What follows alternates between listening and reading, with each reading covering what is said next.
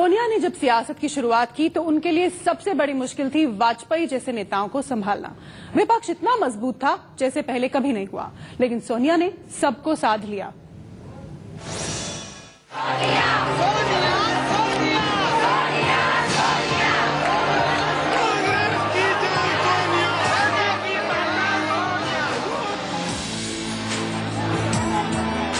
कांग्रेस के अंदर और अपने विरोधियों को धराशायी करने के बाद अब सोनिया गांधी के सामने नई और सबसे बड़ी चुनौती थी।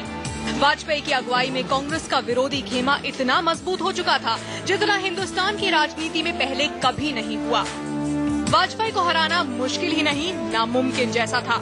लेकिन मोर्चा संभाल चुकी सोनिया गांधी पीछे नहीं हटी।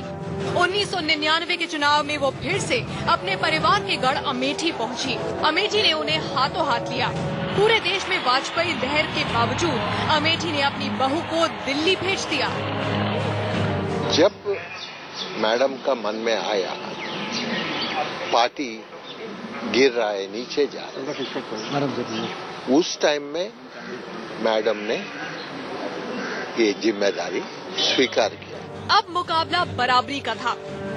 एक तरफ वाजपेयी के नेतृत्व में 15 दलों के गठबंधन में एक ऐसी सरकार थी जो हिंदुस्तान के दिलो दिमाग पर हर हाल में अपनी पहचान कायम करना चाहती थी। दूसरी तरफ 114 सांसदों के साथ सोनिया गांधी विपक्ष की नेता की हैसियत से संसद में बैठी। सोनिया के राजनीतिक सफर का ये सबसे नया अनुभव था, जब उनके सामने देश की समस्या को सुलझाने की नहीं, उसे उठाने की जिम्मेदारी थी। सोनिया ने इसे बखूबी निभाया। डगमगाती परिस्थिति थी, टूटती जा रही थी, लोग छोड़ते जा रहे थे, तो सोनिया जी ने उसको ऐसे मौके पे संभाला और पहले पार्टी को इकट्ठा किया। कुछ लोग छोड़ के गए लेकिन उसको भी इतना असर नहीं पड़ा और पार्टी को इकट्ठा करके फिर इलेक्शन एक लड़े। पहली बार शायद 112 सीटें कितनी 113 आई। वाजपेयी सरकार ने 5 साल भले पूरे किए, लेकिन सोनिया के नेतृत्व में इस दौरान विपक्ष ने सरकार को हर गलत मुद्दे पर घेरा। ताबूत घोटाला, सरकारी होटलों में विनिवेश का मामला, पाकिस्तान के साथ संबंध को लेकर एनडीए सरकार की खिंचाई। सोनिया सातों दिन 24 घंटे मुस्तैद रही। आज भले ही विदेशी मूल का मुद्दा भारत की राजनीति में कोई मुद्दा नहीं रहा, लेकिन एक वक्त इस मुद्दे ने हिंदुस्तान की सियासत में भूचाल ला दिया था। और तो और कांग्रेस के अंदर भी लोग विपक्ष की जुबान बोल रहे थे, लेकिन सोनिया ने ऐसा तीर चलाया कि आज वही लोग सोनिया सोनिया कहते नहीं थकते।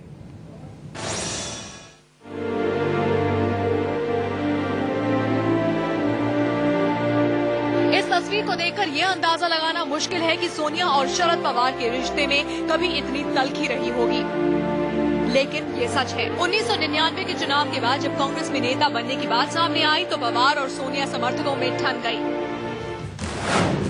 पवार ने सीधे सीधे सोनिया की बादशाहत को चुनौती दे डाली। उन्होंने पार्टी के अंदर रहकर वो लाइन पकड़ ली जिसे अभी तक सोनिया के विरोधियों की जुबान कहा जाता था। पवार और तारिक अनवर ने कह दिया उन्हें किसी विदेशी महिला का नेतृत्व स्वीकार नहीं। पवार के पावर देखने का नतीजा सबको मालूम था, हुआ भी वही। पवार और उनकी जुबान बोल रहे तारिक अनवर कांग्रेस से निकाल दिए गए।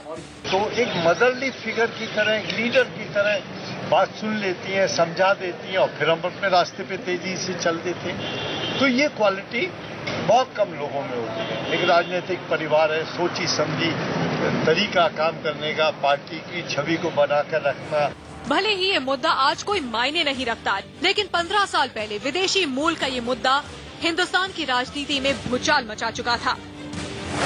25 मई 1999 को शरद पवार ने नेता तारिक अनवर के साथ मिलकर एनसीपी बना ली। आज वही पवार सोनिया की अगुवाई वाली यूपीए गठबंधन के सबसे बड़े सहयोगी हैं। शरद पवार और तारिक अनवर दोनों केंद्रीय मंत्री हैं।